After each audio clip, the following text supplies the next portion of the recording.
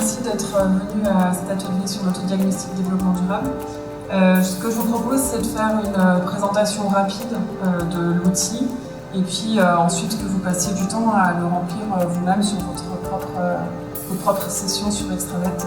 Donc le principe du développement durable, comme on voit sur le petit schéma, c'est d'allier en fait les aspects environnementaux, sociaux et écologiques pour arriver à quelque chose de durable, donc de pérenne. C'est ce que recherche bien sûr chaque entreprise, chaque filière. La création de l'outil d'autodiagnostic développement durable, elle est née en fait de l'initiative de l'interprofession bourguignonne qui, à travers le plan Amplitude 2015, s'était fixé un objectif très ambitieux qui était de faire de la Bourgogne la référence mondiale des grands vins nés d'une viticulture durable. Alors la question suivante, c'était de savoir comment mobiliser l'intégralité des intervenants de la filière, que ce soit les viticulteurs, les caves coopératives ou les négociants, autour de la question du développement durable. Évidemment, sur la question de la qualité, tout le monde est déjà très mobilisé, mais comment étendre cette dynamique à la question du développement durable? Et donc il fallait qu'on puisse proposer un outil qui soit simple, ergonomique, adapté à de nombreuses utilisations, pour des gens qui soient à l'aise avec l'informatique et d'autres gens qui soient moins à l'aise avec l'informatique, et qui puissent les aider à appréhender ces questions du développement durable. Alors, très souvent, on galvaude un petit peu ces questions du développement durable en ne retenant qu'un des aspects qui est l'aspect environnemental. Donc l'idée, c'était vraiment de balayer l'intégralité des aspects du développement durable, que sont les questions économiques, les questions environnementales et les questions sociales ou sociétales. Donc, comme vous voyez, on a voulu faire un outil simple. C'est en fait une seule page internet qu'on déroule. La première partie en fait consiste à des informations sur votre structure. Donc vous remplissez le nom, le type d'activité, la production. Voilà, cet outil permet de s'auto-évaluer. Donc c'est ça l'intérêt vraiment principal de cet outil, c'est de s'auto-évaluer.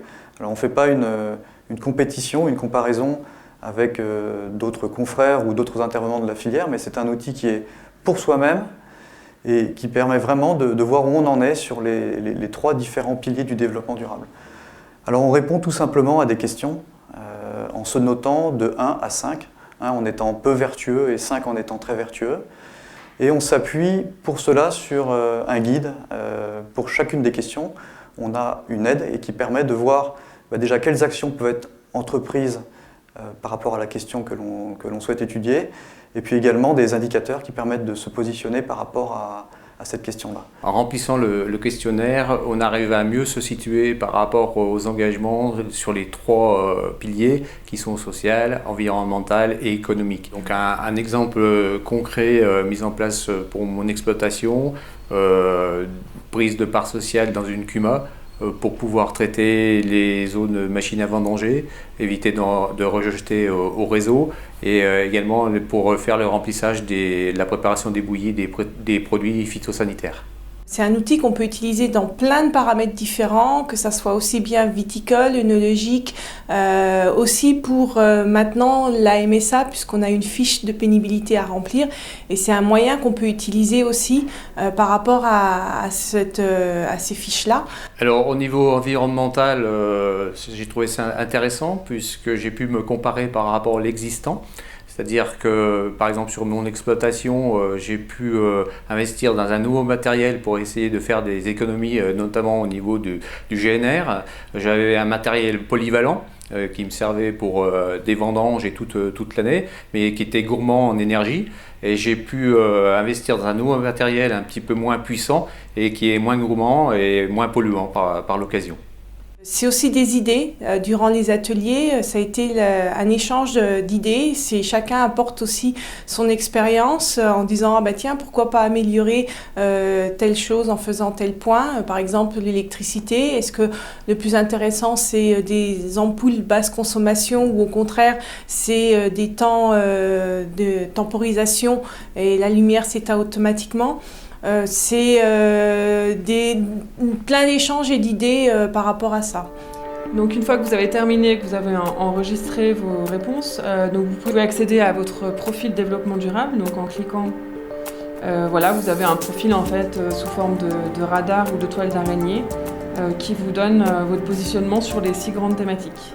L'autodiagnostic m'a apporté des éléments pour me situer au niveau de la profession, savoir où j'en étais moi-même sur mon exploitation par rapport à l'ensemble des vignerons, et ce que je pouvais apporter de mieux et faire mieux pour l'avenir sur mon exploitation.